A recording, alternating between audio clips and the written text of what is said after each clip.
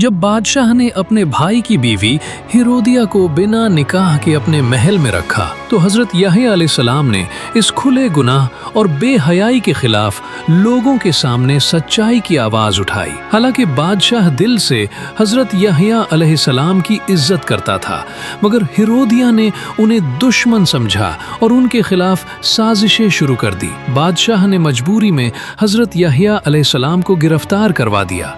फिर एक दिन महल में जश्न का आयोजन हुआ। हेरोदिया की बेटी ने नाच कर बादशाह को खुश किया और इनाम में अपनी माँ के कहने पर हजरत यहया अलैहिस्सलाम का सिर मांग लिया। बादशाह चाहकर भी इनकार न कर सका और हजरत यहया अलैहिस्सलाम को कैद खाने में शहीद करवा दिया गया। उनका मुबारक सिर एक थाल में रखकर महल में लाया गया। रिवायतों के मुताबिक जैसे ही शहादत हुई, आसमान से खून बरसने लगा, सूरज लाल हो गया और जमीन पर बहता उनका खून कभी नहीं रुका। जितना मिटाया गया उतना ही उभरता रहा, यहाँ तक कि अल्लाह का अजाब नाजिल हुआ। रोमी बादशाह ने बनी इसराइल पर हमला कर दिया और हजारों यहूदियों को कत्ल किया। सदियों बाद जब दमिश्क की जामिया मस्जिद की तामीर हो रही थी तो जमीन से एक संदूक निकला जिसमें हजरत यहया अलैहिस्सलाम का ताज़ा सिर मौजूद था, जैसे अभी अभी शहीद हुए।